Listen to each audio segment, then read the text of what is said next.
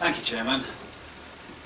As I said earlier, I'm here and not sitting at the committee table due to my liaison with, I guess, pretty much every resident of these three roads when the original application for 49 homes was received some considerable time ago. I was asked by a number of residents at that time if I'd support their rejection of the application, which I agreed to do because at that stage we were in the pre-Cranley Road era, and this site being in a countryside location, had it come forward then, it would in all likelihood have been refused and not got past the first hurdle. I made it quite clear then, and have continued to do so since, that I'm totally opposed to this currently application. Rarely have I seen such a comprehensive list of objectors, which I think covers pretty well every one of the 81 houses in Sovereign Crescent, the Florence and Sixpenny Close. And I think this indicates the strength of feeling and should not be ignored. These residents, along with many other in the borough, and this is a general comment, are confused.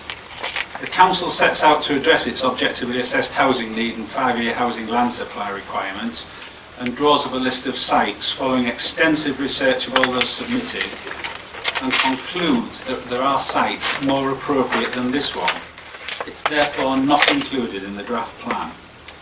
Just a few months, short months on, we're listening to an application for this rejected site.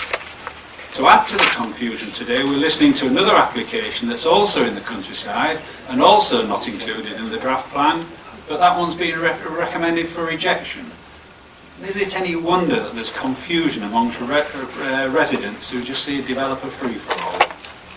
But let's take a look at the detail of this application, starting with highway matters, and I know previous deputies have commented on both of these.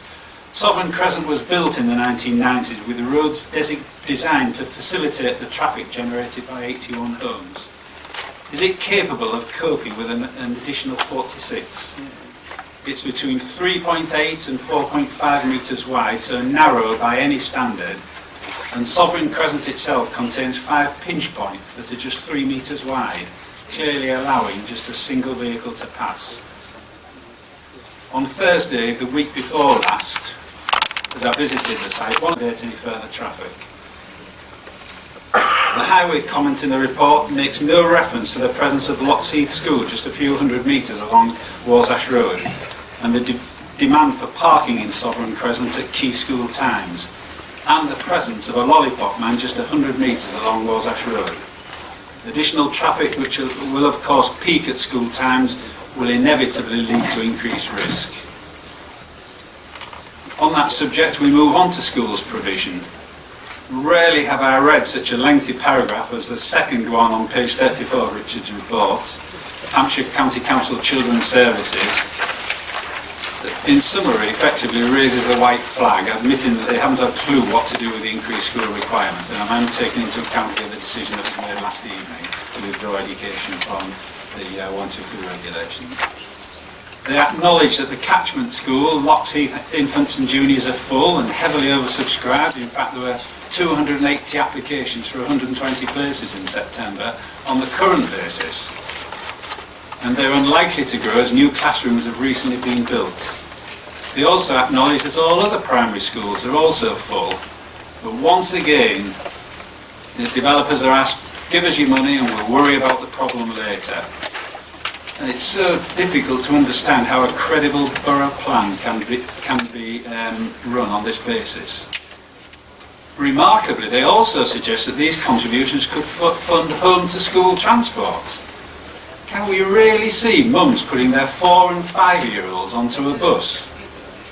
Where is the sense in building homes within 1/4 of a mile of a school, walking distance, that necessitate mums to drive their children to an out-of-catchment school or put them on a bus, so adding to the traffic chaos? Once again, as it's been mentioned by Councillor Cartwright, a statutory consultee they may not be, but given the high level of concern of existing residents relating to primary health care provision, let alone newcomers to the area, we perhaps could have expected some comment from the CCG, but once again this is simply dismissed in a single sentence of no comment. And I think never has the lack of joined-up planning system been so transparent as with this application. And now move on to the provisions of DSP 40, which of course we've got to, given we haven't got the 5-year housing land supply, within which each of the 5 criteria need to be met. And I will refer to the second of these that requires that, quote, the proposal is well related to the existing urban settlement boundaries and can be well integrated with the neighbouring settlements. And the third requirement calls for sensitive design to reflect the character of the neighbouring settlements. The first paragraph in page 38 actually confirms a change in character would be apparent and harmful, and goes on to say that the proposals would bring about a change in character of this piece of countryside. But why do I believe that the second and third points have not been met? Please consider. I accept that these are reserved matters, but they do strike at a key element of the tilted balance that must be explored. The whole current settlement is of substantial 4- and 5-bedroom, 2-floor houses with double garages and an average density of 21.5 dwellings per hectare.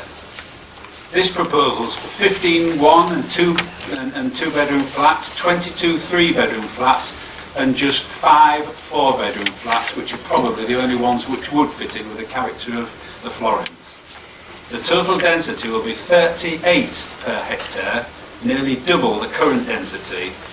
Indeed, the western element will house 2 blocks of flats, 3 stories in height, and this area will have a density of 45 per hectare.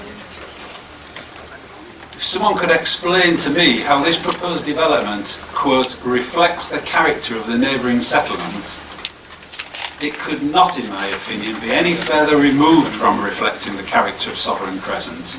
3-storey blocks of flats and 45 dwellings per hectare, the 5-bedroom detached at 21.5 per hectare.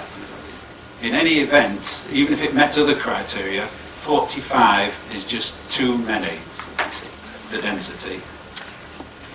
We are today actually also looking at a proposal in Heathrow that's exactly twice the area of this one, yet is proposing 70 dwellings against these 46 at a density of 29 per hectare, being this 38 per hectare. Another indication of far too high a density. If the development is to proceed, then this one actually should be refused and the applicant told to come back with something more in keeping with the existing area and of a density of no more than 29, which is similar to the one that we'll be hearing a little bit later. It's for these reasons, and therefore failure to comply with the mandatory requirements of numbers 2 and 3 of DSP 40, that I ask you to refuse this application. Thank you, Chairman and members. I have been advised now that, like in common with Councillor Cartwright, that I have to remove myself, and I would leave my final comment that, the same as Councillor Cartwright, please don't forget to call us back in.